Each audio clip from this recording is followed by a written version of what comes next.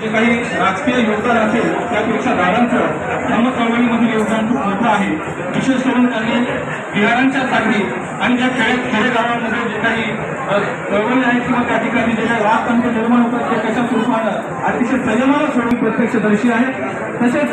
निळा या गावामधील जी काही बिहाराची समस्या आहे ती सोडवली आहे, त्याचं चळवळीचं केंद्र उभं टाकलेलं आहे आणि त्यासाठी दादांनी आम्हाला या ठिकाणी खऱ्या अर्थानं पाठबळ देण्याचं काम केलं आणि मोठ्या प्रमाणात त्या ठिकाणी आम्ही सुविधा निर्माण करू शकलो। एवढंच नव्हे तर बावळनगरचं विहार असेल त्यामुळे विहार या ठिकाणी बनलेलं आहे आणि तीर्थक्षेत्राला दर्जा मिळवण्यासाठी दादांनी प्रयत्न केले आहेत। एवढंच नव्हे तर जनता कॉलनीमधील जे काही दादांचं उभारलेलं आहे त्यासाठी दादांचं धम्म चळवळीमध्ये योगदान जे आहे ते खूप मोठं आहे आणि म्हणून या ठिकाणी त्यांच्या धम्म चळवळीकडे पाहून आम्ही या ठिकाणी उपस्थित झालेलो आहोत। खऱ्या अर्थानं दादांनी आज आपण पाहतो की राजकीय चळवळी त्याच्यावरून सामान्य माणसाचा विश्वास जो आहे तो खऱ्या अर्थानं गमावून लागलेला आहे आणि दादा एकाच पक्षामध्ये जवळपास 25 वर्षापासून काम करतात,